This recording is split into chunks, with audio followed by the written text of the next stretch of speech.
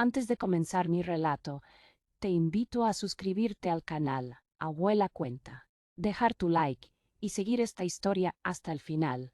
Lo que voy a contar no es ficción ni exageración. Es la memoria viva de una mujer que entregó su vida a Dios y también fue llevada al límite de su fe. Mi nombre era Inés antes de tomar el velo. Entré al convento a los 17 años, obligada por una familia que consideraba mi vocación como única salvación para los pecados que otros cometieron en mi nombre. Nunca tuve opción. No fue Dios quien me llamó. Fue el miedo de mi madre, el escándalo de mi padre, el...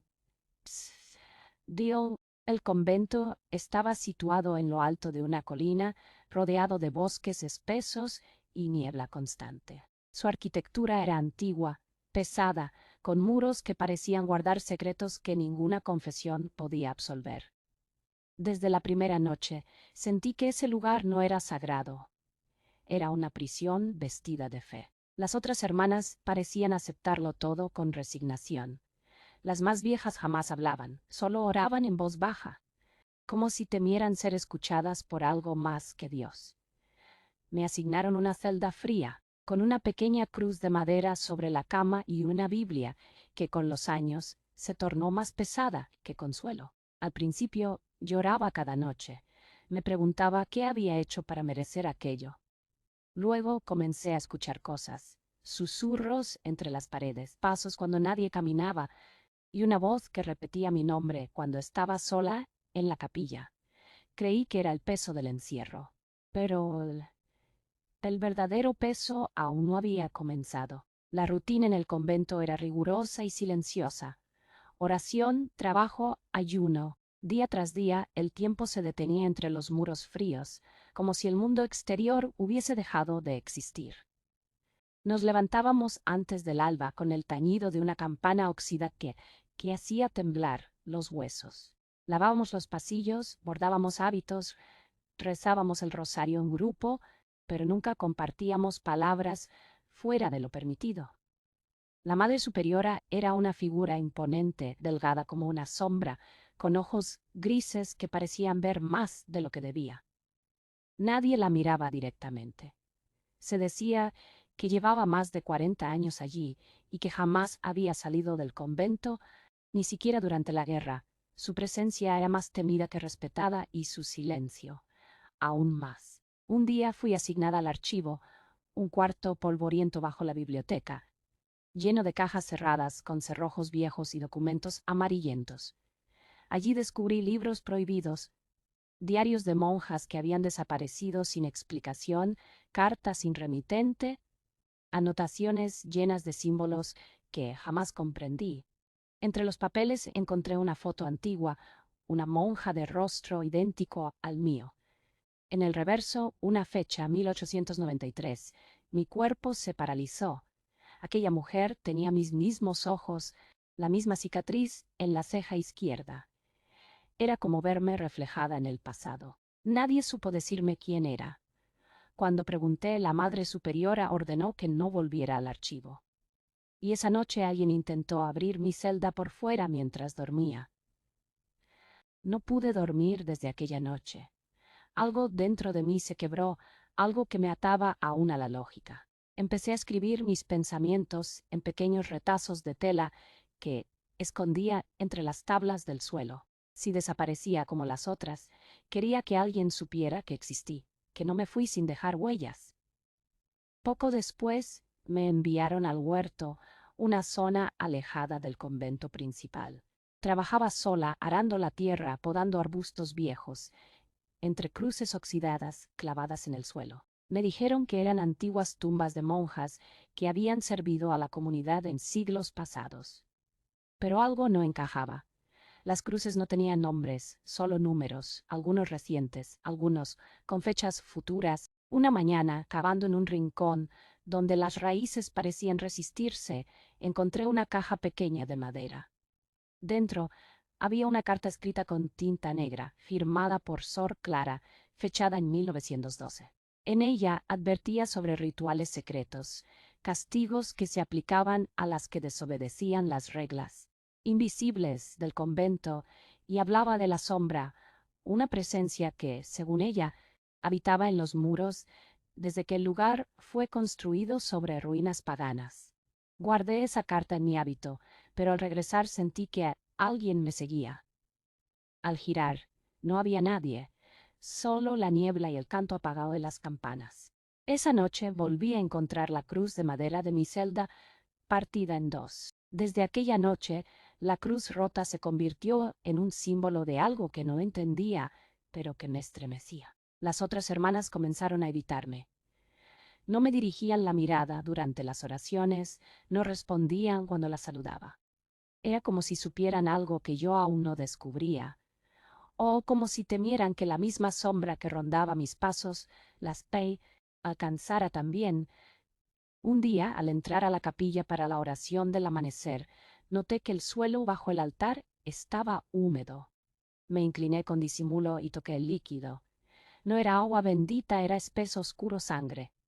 Retrocedí y al alzar la vista vi que la imagen del crucifijo tenía los ojos cubiertos con una tela negra. Nadie habló del hecho. Durante la misa, todas fingieron no ver nada. Volví al archivo a escondidas. Allí descubrí más cartas, más advertencias. Al parecer, Sor Clara no fue la única en escribir, muchas lo hicieron. Todas mencionaban a una figura con velo oscuro que aparecía en los pasillos a la medianoche. Algunas aseguraban haberla seguido hasta una puerta oculta en la sacristía, una que no figuraba en los planos del convento. Esa noche esperé hasta la hora señalada. Salí en silencio y recorrí el corredor con un rosario entre las manos. Escuché pasos. Alguien caminaba delante de mí, descalza. La seguí, pero al llegar a la sacristía no había nadie. Solo la penumbra, el eco del silencio. Me acerqué a la pared y pasé mis dedos por los ladrillos. Uno de ellos se movía. Al empujarlo, una puerta se entreabrió con un gemido seco. Detrás, solo oscuridad. La puerta secreta revelaba una escalera estrecha, descendente, hecha de piedra húmeda y musgo. Bajé con el corazón latiendo como un tambor. Cada paso parecía despertar ecos del pasado, como si los muros susurraran nombres olvidados. Al llegar al final, una sala redonda, sin ventanas, iluminada apenas por velas gastadas. Había símbolos grabados en el suelo, similares a los que había visto en las cartas. Antiguas. Al centro, una figura de piedra representaba a una mujer encapuchada, con las manos extendidas y los ojos vacíos. No era una imagen de la Virgen. Aquello era otra cosa. Alrededor de la estatua, restos de telas de hábito quemadas, rosarios rotos y en una esquina, una caja con mechones de cabello trenzado. Quise correr, gritar, escapar, pero mis pies no se movían. Entonces escuché un susurro, como un viento antiguo: «Tú también serás memoria». Salí de ahí tropezando, cerré la puerta y volví a mi celda. Pasé la noche rezando sin descanso, pero la fe en aquel lugar parecía más un castigo que un refugio. Al día siguiente intenté contar lo sucedido a la Madre Superiora. Pero antes de hablar, ella me miró fijamente y dijo: «Hay secretos que se mueren con nosotras, y tú, Inés, ya eres una de nosotras». No volví a abrir la boca. Desde entonces empecé a tener pesadillas donde mi cuerpo era enterrado bajo las leyes del huerto mientras la estatua me observaba sin párpados. Comencé a perder peso, no por ayuno, sino por terror. Cada noche soñaba con las hermanas desaparecidas, con sus rostros deformados por el miedo, sus voces llamándome desde el fondo del pozo del jardín clausurado. Mis ojos se hundieron, mis manos temblaban y aún así nadie se atrevía a tocarme. Era como si llevara la marca de la estatua. La Madre Superiora me asignó una nueva tarea: cuidar a las ancianas enfermas en la enfermería del ala norte. Allí conocí a Sor Magdalena, una mujer de 90 y tantos años que ya no hablaba. Pero sus ojos sabían. Cuando me vio, me tomó la mano con fuerza y señaló un viejo crucifijo colgado en la pared. Detrás de él encontré un compartimiento con un diario diminuto, escrito a mano. En esas páginas leí una confesión terrible. Magdalena había sido testigo de un antiguo ritual donde se ofrecía la pureza de una hermana para mantener la paz en el convento. Ella fue la única que sobrevivió a la ceremonia, marcada con fuego en el brazo, una cicatriz en forma de cruz invertida. Y su advertencia final era clara. Si encontraste esto, es porque ya estás elegida. Miré su brazo, allí estaba la marca. Me levanté y corrí al baño, me quité el hábito y revisé mi piel. En mi espalda, una quemadura reciente en la misma forma.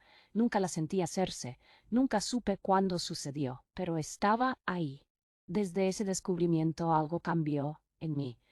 No era solo miedo, era certeza. Algo me había sido impuesto sin mi consentimiento.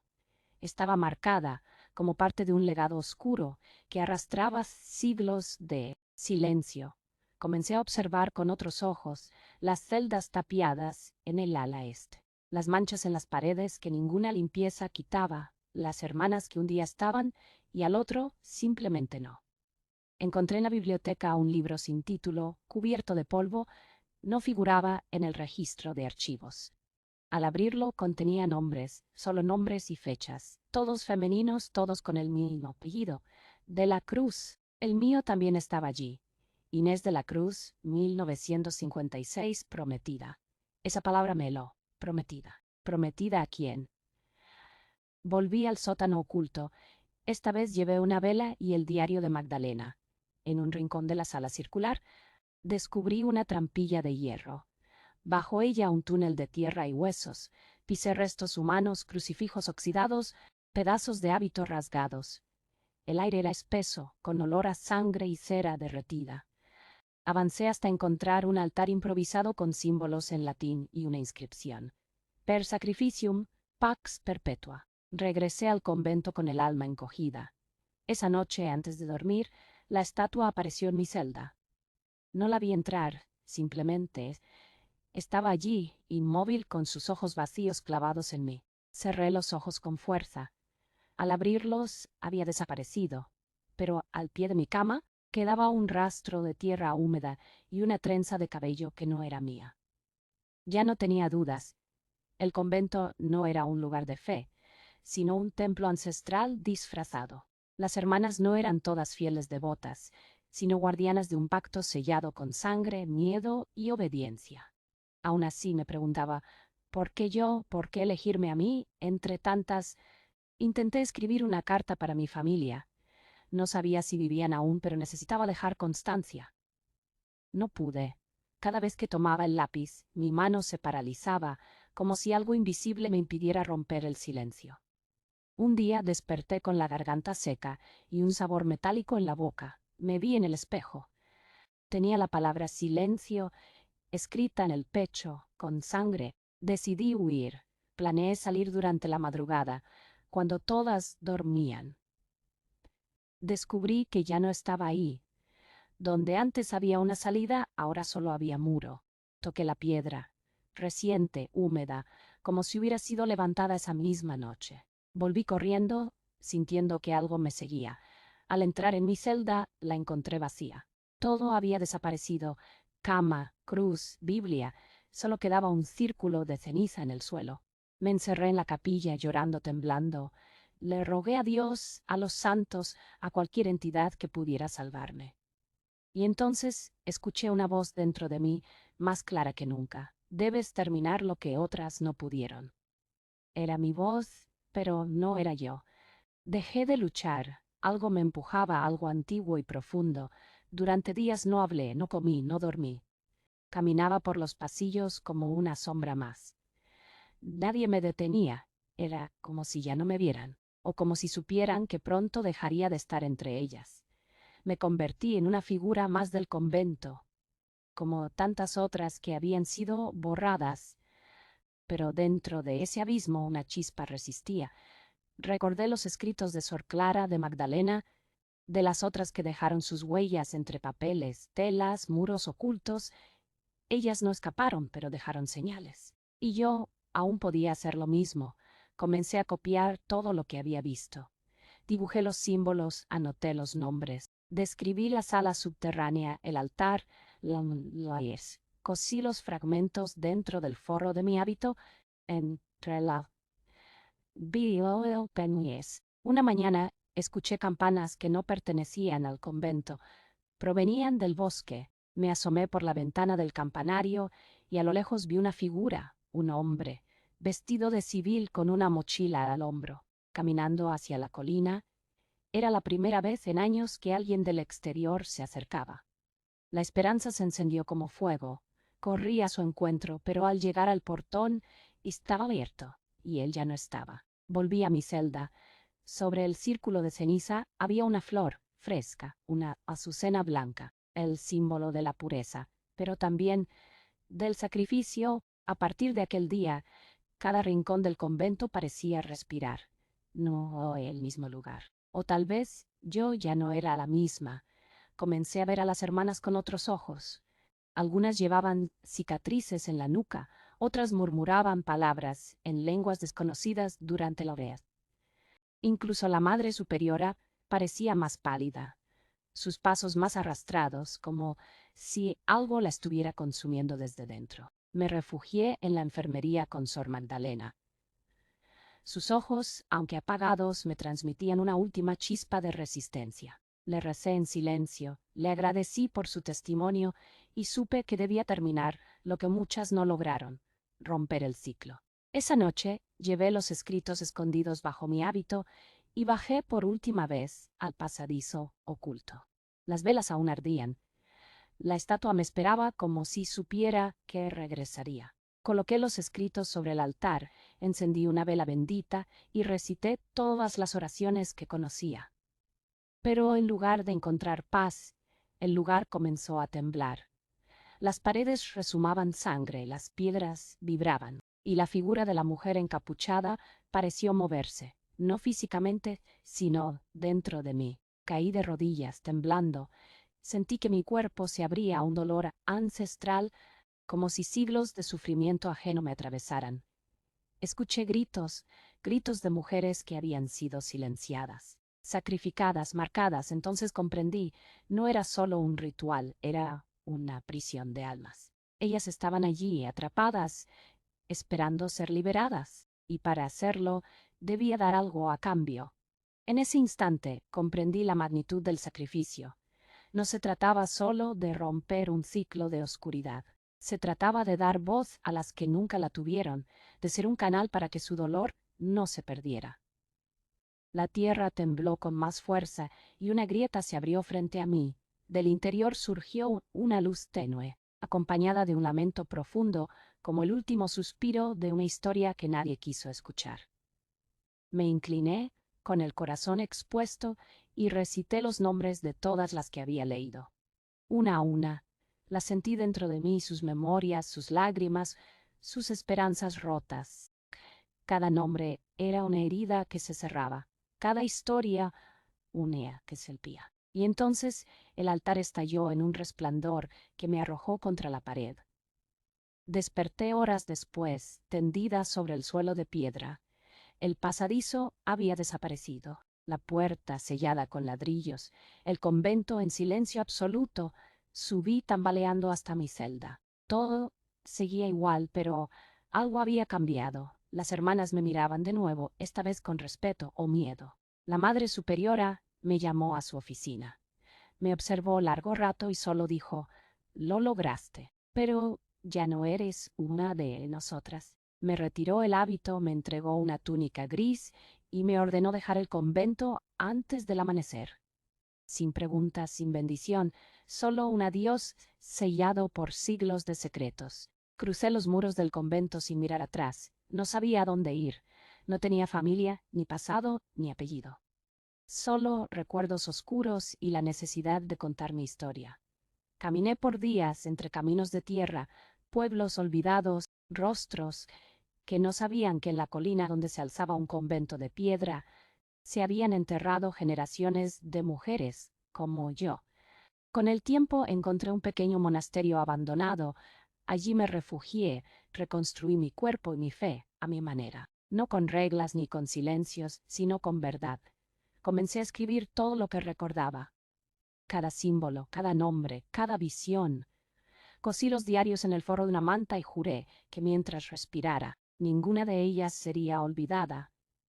Años después, una joven llamó a mi puerta. Había leído fragmentos de mis escritos que dejé en una iglesia. Me pidió aprender. Le hablé de Clara, de Magdalena, de todas. Le hablé del sacrificio, de la oscuridad disfrazada de santidad. Y por primera vez vi esperanza. Tal vez ellas no murieron en vano. Tal vez sus voces comenzarían a resonar más allá de los muros del silencio. Hoy, al borde de mi vejez, con el cabello blanco y el cuerpo cansado, sigo cosiendo historias, porque sé que mientras alguien las escuche, ninguna de nosotras habrá muerto del todo. Pasaron los años y mi rostro comenzó a parecerse al de las monjas que conocí en mi juventud. Las arrugas se instalaron como marcas de guerra, pero no de una batalla exterior, sino de una guerra secreta que libré con la oscuridad, con la fe, con el olvido. Vivía en una pequeña casa de campo, rodeada de árboles, en silencio, pero no en soledad. Muchas mujeres llegaban, algunas escapaban de sus familias, otras de conventos que aún mantenían reglas que olían a ceniza. Les ofrecía abrigo, pan y, sobre todo, escucha. No les enseñaba dogmas, les mostraba lo que ocurre cuando una voz es silenciada demasiado tiempo. Les hablaba de las hermanas cuyos nombres habían sido borrados de los libros, pero no de la memoria. Una noche soñé con la estatua, pero no era la misma. Su rostro ya no era una máscara de piedra. Tenía el semblante de Sor Clara. Me miró en paz y detrás de ella, todas las demás. Cientos de rostros femeninos, algunos que nunca había visto, otros que recordaba bien. Sonreían, y comprendí que ya estaban libres. Al despertar encontré en la entrada de mi casa una azucena blanca, exactamente igual a la que apareció en mi celda aquella noche. No la toqué, la dejé allí como símbolo de que aunque el mal no se borra, se puede redimir, que las heridas no se olvidan, pero sí se curan con verdad. Un invierno particularmente duro me hizo enfermar. Fiebre, temblores, visiones. Supe que se acercaba mi hora, pero no sentía miedo. Había cumplido mi promesa. Las páginas cosidas estaban ya en manos de mujeres más jóvenes, listas para continuar. Y yo estaba lista para partir. Me acosté envuelta en una manta vieja, abrazando el último diario que había escrito. No recé como antes, no repetí letanías aprendidas por obligación. Solo cerré los ojos y escuché el viento entre los árboles. En él creí oír los nombres que tanto pronuncié, uno a uno, como si vinieran a buscarme. Pero no fue la muerte la que vino, fue una niña, hija de una de las mujeres que habían pasado por mi refugio. Llevaba el nombre de Clara. Se arrodilló junto a mi lecho y colocó en mis manos un rosario hecho de semillas. Me dijo que era suyo, que quería que lo llevara yo porque mi historia la había salvado. Entonces comprendí que mi legado no era el dolor ni el miedo, era la voz, la posibilidad de hablar, de escribir, de no permitir que las sombras cubrieran lo vivido. Y mientras ella me abrazaba, sentí que la historia volvía a nacer, no conmigo, sino con ella. Con el tiempo, mi refugio se convirtió en algo más grande. Mujeres de diferentes lugares comenzaron a llegar, no solo por necesidad, sino por deseo. Querían escuchar, aprender, transmitir, compartían sus propias historias, algunas tan oscuras como la mía, otras más luminosas, pero todas verdaderas. El silencio fue reemplazado por relatos, el miedo por memoria. Un día me pidieron que escribiera mi historia completa, no como testimonio, sino como legado. Dudé. ¿Quién querría leer sobre rituales, oscuridad, cruces rotas y túneles bajo conventos? Pero una joven de mirada firme me respondió que toda verdad, por dolorosa que sea, debe contarse, porque lo no contado se repite. Así lo hice. Cada noche escribía un fragmento. Al terminar, lo cosía en telas, igual que antes. Pero esta vez no para esconderlo, sino para exponerlo. Cuando las piezas se unieron, formaron un tapiz. Y ese tapiz fue colgado en la capilla que construimos con nuestras propias manos. Una capilla sin santos de piedra, sin jerarquías, solo con nombres los nuestros. El primer nombre bordado fue el de Sor Clara. El último aún no se ha escrito, porque mientras haya mujeres dispuestas a romper el silencio, la historia no terminará. Hoy, al mirar atrás, no siento rencor, siento compasión incluso por aquellas que me lastimaron, que perpetuaron un sistema de sombras bajo el disfraz de fe. Ellas también fueron prisioneras. Ellas también temieron, callaron, obedecieron. Muchas de ellas nunca supieron otra forma de vivir, pero nosotras sí. Aprendimos que la verdadera devoción no consiste en obedecer ciegamente, sino en mirar a los ojos al dolor y transformarlo en semilla, que la verdadera fe no se impone, se construye, y que Dios, si es que existe, no habita en los muros de piedra ni en las reglas escritas por hombres, sino en la memoria de quienes no se rinden. He dejado instrucciones. Cuando ya no esté, quiero ser enterrada bajo el manzano que plantamos al lado de la capilla. Sin cruz, sin epitafio, solo con una azucena blanca y una manta bordada con todos los nombres. Porque no quiero ser recordada como santa ni como mártir. Quiero ser recordada como testigo, como una voz que, aún temblando, se atrevió a hablar. Y si esta historia llega a ti, donde sea que estés, te pido solo una cosa, cuéntala. No dejes que se pierda, porque en cada palabra vive no solo mi verdad, sino, después de dejar escrita mi historia, comencé a sentirme más liviana, como si cada palabra hubiera arrancado de mí una piedra. Las noches eran menos pesadas, las sombras ya no me perseguían en los sueños. A veces despertaba y sentía una presencia a los pies de mi cama, pero no era miedo. Era una calma antigua, como si aquellas mujeres que alguna vez gritaron en silencio, ahora me cuidaran. La capilla que construimos se volvió un lugar de peregrinación para muchas. No había imágenes, pero sí fuego. No había estatuas, pero sí voces. Cada semana una mujer compartía su relato, y juntas tejíamos nuevas piezas para el gran manto de memoria que cubría el altar. Algunas lloraban, otras cantaban, todas sanaban un poco más. Una noche, una anciana llegó desde lejos. No hablaba, pero traía consigo un pequeño relicario oxidado. Dentro había una fotografía. Era la misma que encontré en el convento, la monja idéntica a mí. Me lo entregó sin decir palabra y se fue al amanecer. Al reverso de la imagen ahora había una nueva inscripción. El ciclo se ha roto, sé libre. Lloré como nunca antes, porque entendí que mi historia no era una repetición, era una redención, que la mujer de la fotografía no era solo una coincidencia, sino quizás una señal de que el tiempo no es lineal y que algunas almas necesitan reencarnar para cerrar lo que quedó abierto. Con los años mi cuerpo comenzó a fallar, las manos se torcían por la artritis, la vista se nublaba, pero mi voz seguía firme. Continuaba recitando los nombres por la mañana como una letanía de resistencia. A veces llegaban hombres también, hombres que buscaban entender, pedir perdón o simplemente escuchar. Nadie era rechazado. El dolor no tiene género, pero la redención tampoco. Un grupo de jóvenes comenzó a grabar mis relatos. Dijeron que debían quedar documentados, que si algo me ocurría, todo estaría a salvo. Al principio dudé. ¿Y si alguien usaba esas palabras con fines cerrados? Pero luego confié, porque la historia, una vez liberada, ya no nos pertenece, pertenece al mundo. Convertimos uno de los salones en biblioteca, no de santos ni de mártires, sino de mujeres anónimas. En cada estante, un diario. En cada diario una llama. Algunos eran breves, otros tan largos como la vida misma. Y allí, entre todas esas voces, la mía ya no sonaba sola, era un coro. Y supe que ya no tenía que luchar más, que el convento que una vez me encerró, hoy era polvo, que sus muros ya no contenían secretos, sino ruinas, y que de esas ruinas habíamos hecho raíces. Los inviernos se volvieron más duros.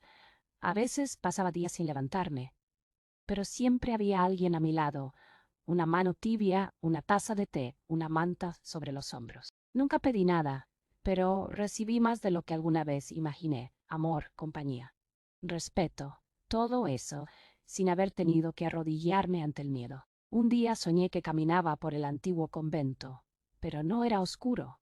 Las paredes estaban cubiertas de hiedra, las ventanas abiertas al sol y las celdas vacías, no porque faltaran mujeres, sino porque ya no eran necesarias. Me vi joven caminando descalza por el claustro, y una voz dentro de mí dijo: «Lo hiciste, te liberaste». Desperté con lágrimas, no de dolor, de gratitud, porque incluso lo más oscuro puede dar frutos si uno decide romper el ciclo. Porque el silencio, aunque poderoso, no es eterno, y porque cada historia contada es una luz encendida en un túnel que, alguna vez, pareció sin salida. Sentí que mi final estaba cerca. No me entristecía. Sabía que al cerrar los ojos no caería en el vacío. Caería en los brazos de todas ellas, y juntas seguiríamos contando. Escribo estas últimas líneas con manos temblorosas. No sé si mañana seguiré aquí, pero no importa. Mi nombre es Inés, no santa, no mártir, solo Inés, una mujer que nació 2 veces, una al entrar al convento y otra al salir. Fui sombra, fui víctima, fui testigo y hoy soy memoria. Si estas palabras llegan a ti, te pido que no las deseches. No digas qué historia tan triste. No, di qué historia tan viva, porque la tristeza no está en lo vivido, sino en no haberlo contado. Y yo ya conté lo mío. Ahora te toca a ti. Cuéntale a tu hija, a tu abuela, a quien aún duda de su voz. Diles que hubo un tiempo en que las mujeres eran marcadas y ofrecidas, pero también hubo un tiempo en que una de ellas dijo basta, y cuando una rompe el silencio, las demás despiertan. He cosido mi último retazo. Lo dejo en el altar de la capilla, junto a una azucena. No quiero flores ni misas cuando me vaya. Solo un susurro. Inés habló, y nosotras también hablaremos. Y si alguna noche sueñas con una estatua que te observa, no tengas miedo. Solo escúchala, porque quizás lleva siglos esperando que seas tú quien la libere. Al día siguiente de escribir esas líneas, no desperté sola. Había 5 mujeres sentadas en círculo junto a mi cama. No dijeron palabra, solo me miraban. Cada una de ellas había pasado por el refugio en distintas épocas. Algunas ya eran mayores. Una de ellas incluso llegó siendo niña y ahora tenía canas. Se turnaban para sostener mi mano, como si no quisieran que partiera sin saber cuánto había dejado sembrado. Les pedí que continuaran la labor, que no permitieran que el refugio se convirtiera en ni que la capilla quedara en ruinas. Ellas asintieron y me prometieron mantener viva la memoria, una puntada a la vez, una historia tras otra. No había mayor consuelo que saber que la verdad no moriría conmigo. La más joven del grupo, con lágrimas contenidas, me mostró una libreta. Había comenzado a escribir su propia historia. No tenía un final, pero ya había un comienzo.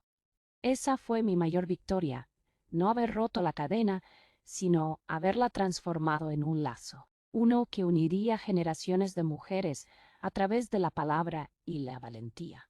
Aquella noche me dormí sabiendo que lo que fue horror se había convertido en legado, y que lo que fue silencio ahora era voz. Mis últimos días fueron tranquilos. El invierno ya no era amenaza, sino abrigo. Escuchaba las voces de las mujeres leyendo en la biblioteca, cosiendo nuevas mantas, construyendo bancos de madera para la capilla. Todo lo que soñé en la oscuridad del convento ahora era real. Cada rincón del refugio estaba lleno de señales, cartas bordadas, diarios escondidos en cestos, nombres tallados en la madera. Las visitantes se arrodillaban no para pedir perdón, sino para recordar. Y cuando se marchaban, dejaban una flor. No importaba el color, todas hablaban el mismo idioma. Una noche, al mirar por la ventana, creí ver el convento en la distancia, pero no era el edificio de piedra. Era su reflejo, disolviéndose en la neblina, como si al fin su sombra se desvaneciera en el tiempo. Cerré los ojos y recé por todas las que quedaron atrapadas allí. No una oración impuesta, sino una súplica libre, para que encontraran la luz que yo, con tanto esfuerzo, logré tocar. Con el pasar de los días, mi cuerpo pidió descanso, las caminatas se acortaron. Las palabras se volvieron susurros, pero mi alma Se expandía, cada recuerdo venía nítido. El rostro de Sor Clara, la voz temblorosa de Magdalena, el frío de la sala subterránea, la humedad de los muros sellados, el temblor de mis manos al encontrar los mechones de cabello en la caja de madera. No recordaba con dolor, sino con honra, porque ya no era una víctima de aquella historia. Era su heredera, su escriba, su puente hacia el mundo que necesitaba escucharla. Mis manos temblaban, sí, pero aún podían escribir, aún podían guiar a otras a encontrar sus propias verdades ocultas. A mi alrededor comenzaron a llegar mujeres que venían de conventos aún activos, algunas en silencio, otras con miedo, algunas embarazadas, todas con la misma herida invisible, y en sus ojos reconocía a la Inés que fui. Les abría la puerta sin juicio, les ofrecía lo que a mí me fue negado, un lugar donde nadie las silenciara. En uno de mis últimos despertares me trajeron una caja. Alguien la había dejado frente al altar sin dejar nombre. Al abrirla encontré objetos del pasado, una cruz rota, una carta con tinta negra, una fotografía de la estatua, ahora cubierta de flores, y al fondo una pequeña nota escrita a mano: gracias por devolvernos el nombre. Lloré, no por tristeza sino por gratitud, porque aquel símbolo que tanto me atormentó ya no daba miedo. Había sido resignificado, ya no era una amenaza, era un recordatorio de que, incluso, los símbolos más oscuros pueden volverse luz cuando alguien los confronta. La caja fue colocada en el centro de la capilla. Desde entonces, cada mujer que llega deja algo suyo dentro, no para olvidar, sino para transformar. El cofre de los ecos lo llaman, y allí entre cartas, medallas, mechones de cabello y pañuelos late la historia colectiva de todas nosotras. Y mi corazón late con ellas. El día que supe que ya no me quedaban muchas madrugadas, pedí ser llevada al manzano. Aquel árbol, plantado con nuestras propias manos, ya estaba grande, fuerte, cubierto de flores blancas. Bajo su sombra se sentaron conmigo, me envolvieron en la manta de los nombres, esa que tantas manos bordaron con hilos de resistencia y amor. Miré al cielo y sentí paz, no una paz impuesta por la religión, una paz construida por la verdad, una que no necesita dogmas ni absoluciones. Solo la certeza de haber vivido con propósito, de haber sido canal, de haber dejado la puerta entreabierta para que otras pudieran salir de sus propias sombras. No pedí más tiempo, no pedí milagros, solo pedí que no me lloraran en silencio, que cantaran, que leyeran mi historia en voz alta, que la gritaran si era necesario. Porque así, incluso si mi cuerpo se apagaba, mi voz seguiría resonando entre las hojas del manzano, entre las costuras de las mantas, entre las páginas de los diarios escondidos. Y así fui libre. Mi cuerpo se debilitaba, pero mi espíritu se hacía más fuerte con cada visita, cada carta, cada historia que me era contada al oído. Las noches eran más largas, sí, pero ya no había miedo en ellas. Había fuego lento, memoria viva, y en cada rincón del refugio se escuchaba la voz de alguna mujer que leía. Cosía o simplemente respiraba libre por primera vez. Una mañana me llevaron al altar, no para despedirme, sino para leer. Me sentaron frente al tapiz de los nombres y me cubrieron con una nueva manta. La primera hecha por quienes no conocieron el convento, pero sí sus ecos. En cada puntada una palabra: justicia, verdad, sangre, renacimiento, hermana. Leí cada una como si fueran oraciones, no hacia el cielo sino hacia la tierra. Y entonces entendí que nunca estuve sola, que aquellas que creí perdidas vivían en cada gesto, en cada semilla plantada, en cada historia contada, que el sacrificio no fue en vano, que el silencio por fin se había roto. La última vez que escuché campanas no provenían de la colina del convento, provenían de nuestra capilla. No eran de bronce antiguo ni de miedo, eran campanas tejidas con cintas, con cuentas de madera, con manos temblorosas y valientes, y sonaban como canciones de cuna para las heridas que aún duelen. Las mujeres se reunieron en círculo, no para velarme, para celebrarme. Una de ellas comenzó a leer mi historia desde el primer retazo, Otra encendió una vela por cada nombre bordado. No hubo rezos ni responsos, hubo poesía, hubo danzas lentas, lágrimas suaves, abrazos largos. Me vi allí, en cada una, ya no como la Inés que fui, sino como parte de todas, y mientras cerraba los ojos por última vez, sentí que el aire me envolvía con ternura.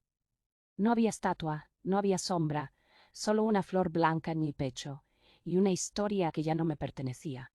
Dicen que cuando partí, el manzano floreció antes de lo previsto, que sus pétalos cayeron como lluvia sobre las mantas extendidas frente al altar, que una brisa cálida entró por las ventanas y sopló las páginas de los diarios, como si alguien los estuviera leyendo desde otro lado. Nadie lloró en silencio. Al contrario, se leyeron en voz alta mis últimos escritos. Se compartieron recuerdos, se rieron de mis torpezas, se encendieron nuevas velas. Una niña, la hija de Clara, la más joven de todas, me dibujó como una mariposa con hábito y lo dejó bajo el árbol. Ese dibujo está enmarcado ahora junto al tapiz, porque entienden que incluso las que fuimos enterradas bajo siglos de oscuridad y el refugio, que antes era una casa en ruinas, hoy es un santuario de verdad. Y mi nombre ya no es solo mío, es un símbolo, es un eco, es una voz que no se apagará mientras haya una mujer dispuesta a abordar su historia sin miedo.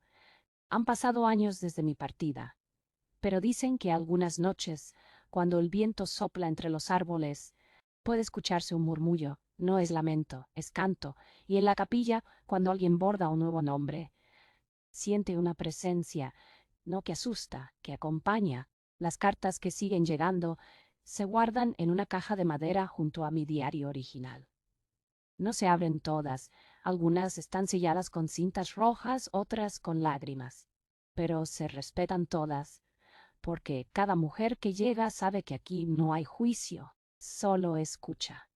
Y eso muchas veces salva más que cualquier credo. Las niñas que antes venían con sus madres ahora son tejedoras.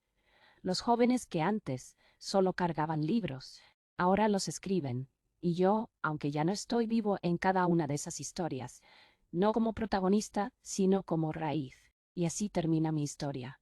Pero no sueco, porque mientras tú que lees o escuchas estas palabras sigas recordando, preguntando, compartiendo, seguiré viva no como mártir, no como santa, sino como testigo, como memoria, como memoria.